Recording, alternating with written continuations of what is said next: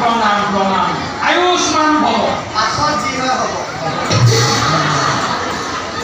আজি আমাৰ পৰম ভাগ্য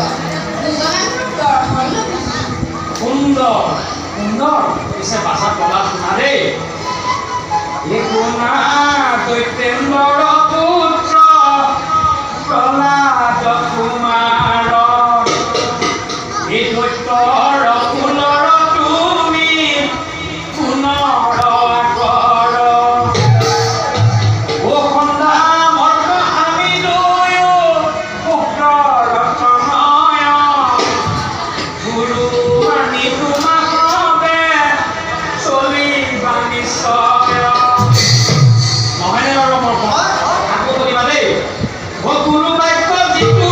জনে মানে ভাল মতে প্ৰিয় কৃষ্ণ কোলে জানিবা আমি দুজনা গুৰুৱে তোমালোকক আমি যি শিক্ষা দিম সেই শিক্ষা ধুনীয়াকৈ গ্ৰহণ কৰিবা বুজিলা পঢ়া ভাই আমাৰ আৰম্ভ কৰা বাৰু আজি তোমালোকৰ ঘৰত প্ৰথম দিন নহয় জানো কিন্তু ঈশ্বৰৰ এটা প্ৰধান কৰ্তব্য হৈছে গুৰুৰ আদেশ আখৰে আখৰে পালন কৰা নহয়নে বাৰু আজি প্ৰথম দিন হিচাপে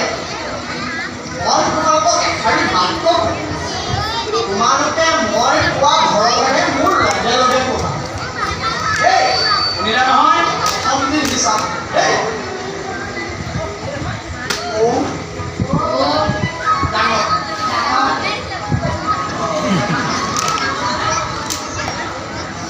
ওম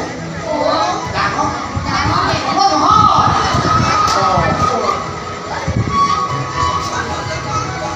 মই ডাঙৰটো ক'ব লাগিব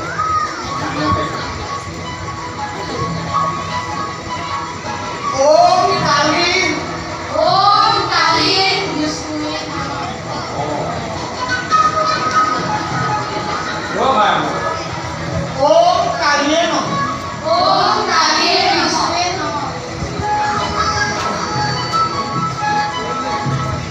ওম কালীয়ে নমঃ ওম কালী বিষ্ণুৱে নমঃ পাছৰকণ নেলাগে দেই ওম কালীয়ে নমঃ ওম কালী বিষ্ণুৱে নমঃ ওম কালীয়ে নমঃ ওম কালী বিষ্ণুৱে নমঃ ওম কালীয়ে নমঃ ওম কালী বিষ্ণুৱে নমঃ ওম কালীয়ে নমঃ ওম কালী বিষ্ণুৱে নমঃ ওম কালীয়ে নমঃ ওম কালী বিষ্ণুৱে নমঃ ওম কালীয়ে নমঃ ওম কালী বিষ্ণুৱে নমঃ দাদা আছে কম দেখুৱা নাই দেখুৱালে কম যিটো ৰক্ষা নাই মানে এইটো বেয়া নাই ফালৰ পৰা আৰম্ভ কৰিব নাই ইহঁতক প্ৰথমতে বামানৰ শাস্ত্ৰৰ শিক্ষা দিব লাগিব বুজিছা লাগিব তলত প্ৰথম দিন এতিয়া বামানৰ শাস্ত্ৰৰ আধাৰত তোমালোকক প্ৰথমতে 4 বৰ্ণৰ শিক্ষা দিছো সেইমতে সেই শিক্ষা ভালকে ল'বা দেই শুনা কয় কৃপালিনী কৃপা কৰা দেৱী কয় খৰ্গধাৰিণী কয় গতি দাত্ৰী চৰণে চপাই ভয় ঘৰ ভূমি মানি এই 4 বৰ্ণ জানে যিটো জনে শাস্ত্ৰ ব্ৰাহ্মণায়ৰ ৰূপ মনত ৰাখিবা ও কৃপালিনী দেৱী হৃদৃষ্টি তকাৰ জানিবা নিশ্চয় এতিয়া তোমালোকে ক'ব নালাগে ফলত পঠিয়াই দিছা নাই এই 4 বৰ্ণৰ আধাৰত তোমালোকক আমি এষাৰি বাক্য দিম সেই বাক্যষাৰি প্ৰথমতে তোমালোকে মন দি শুনিবা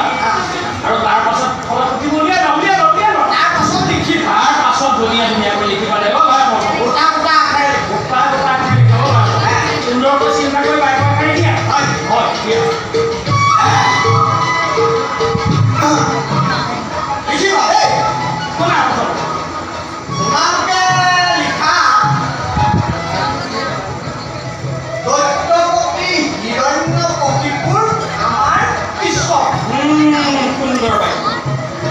দৈত্যপতি হিৰণ্যকশিপুৰ আমাৰ ঈশ্বৰ। লিখা লিখা লিখা লিখা ধুনীয়া ধুনীয়া তিনি শাৰীকৈ লিখা। গুৰুদেৱে কোৱা গতে কথা কথা কৈ লিখা।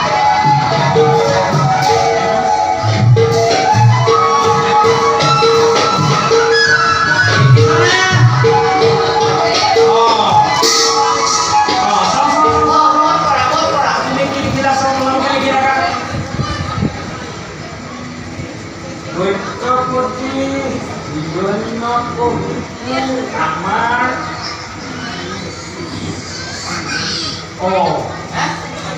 একো কি লিখিলি আকৌ কি লিখিছা কি লিখিছা ভাওনৰ এতিয়া কি লিখিলে শুনিবা নি? আমি কৈছিলো দৈত্যপতি হিৰণ্যকশিপুৰ আমাৰ ঈশ্বৰ। এইটোৱে লিখিছে দৈত্যপতি হিৰণ্যকশিপুৰ আমাৰ এশ্বৰ। এশ্বৰ কৈছিলো এটা স্বৰ মাৰি নহয় ঘূৰি ফালৰ পৰা চেষ্টা কৰি আনি উঠাই নি এশ্বৰ সেইটোৱে কি লিখিলে চাওঁ জীৱই পৰে। এই ঠিকে লিখিছা বুজিছা ঠিকে লিখিছানে? দৈত্যপতি হিৰণ্যকশিপুৰ আমাৰ শুনিবা দেই কি লিখিলে? দৈত্যপতি হিৰণ্যকশিপুৰ আমাৰ কৃষ্ণ ই মানে দৈত্যপতি হিৰণ্যকশিপুৰ আগৰ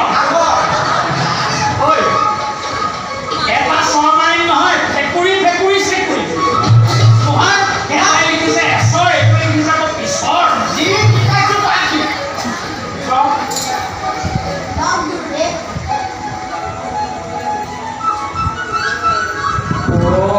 ইহঁতে ইয়াকে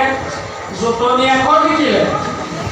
ইয়াতো তলক পুথিৰ অৱস্থাই নাই তাত লিখা কি লিখিলে শুনিবা নেকি? ইহঁতে জোটনি এখন ভুটনি মাৰে ই যি লিখিলে সেয়া দৰ্শন কৰি দেখিছো এতিয়া দৈত্য ৰাজ্যত অহাজন হ'ল। আমি কৈছিলো দৈত্যপতি হিৰণ্যকশিপুৰ আমাৰ ঈশ্বৰ। এই শনিটোৱে লিখিছে দৌপাতি হিৰণ্যকশিপুৰ আমাৰ ঈশ্বৰ। হিৰণ্যকশিপুৰ দৌপাতি এইটো দৌপাতি নহয় দৈত্যপতি এজন দৈত্য ৰাজে গোটেই সমস্ত পৃথিৱী তাল তাল খুৱাইছে এতিয়া দৌপাতি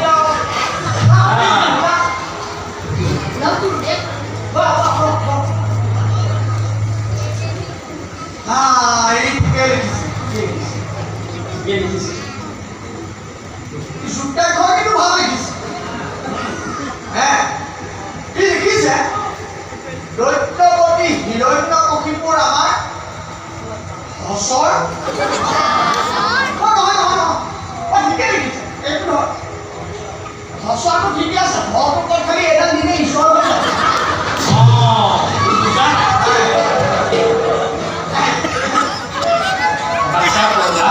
गुरुदेव लिखिला गुरुदेव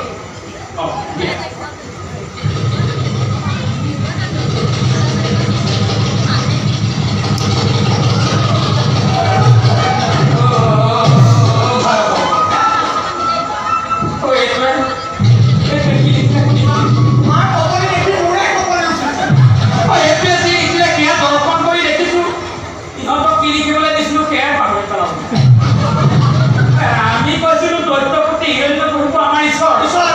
সেইটো আৰম্ভ কৰিছে সত্য সদায় জয়। সত্য সদায় জয়। আকৌ এইটোৱে কি লিখিছে শুনিবা নি?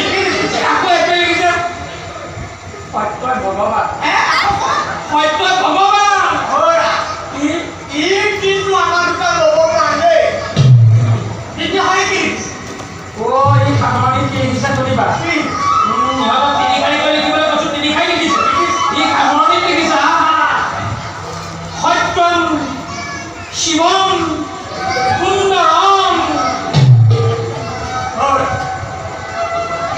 ই আমাৰ দুটাৰ আলন্তক জম কালান্তক শুন নাচা বলা তোক এটা কথা পুনৰবাৰ খুটিয়াই দিওঁ।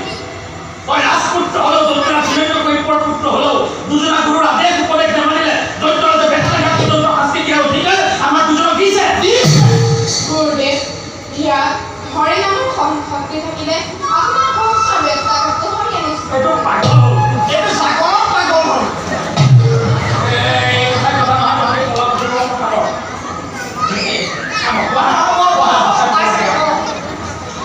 ভাই দিম ভাবিছোঁ বুজিছা কোৱা সিহঁতৰ অন্তৰ আপোনাৰ কথাবোৰ জানিব লাগিব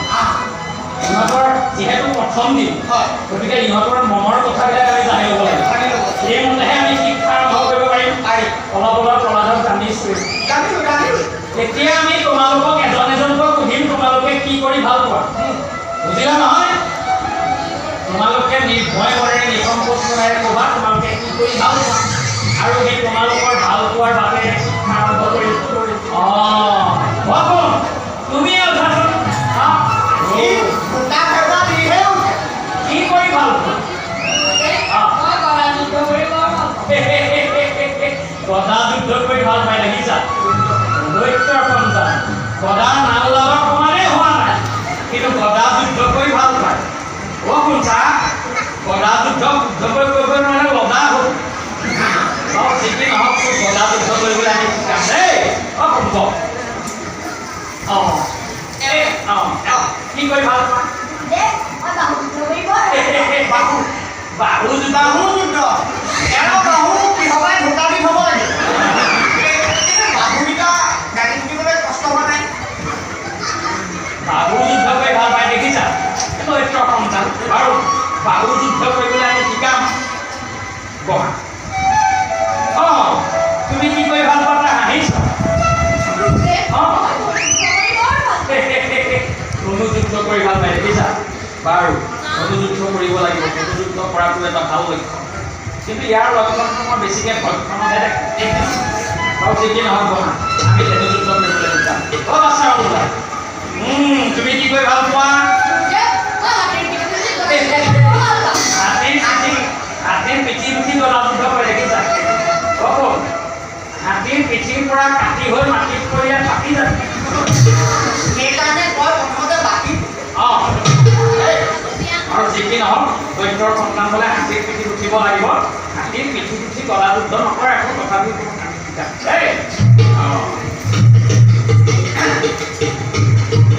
জীৱনকে বহি আছে দেখিছা বাচ্ছা পলা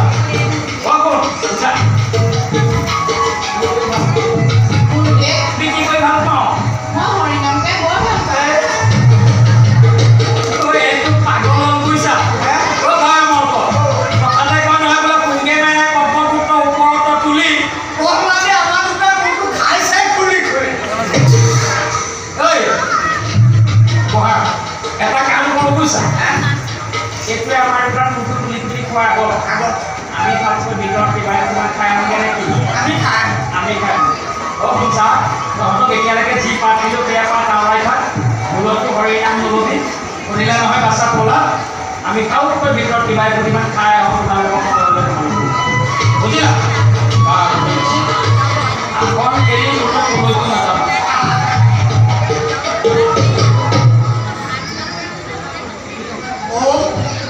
কালিয়ে নম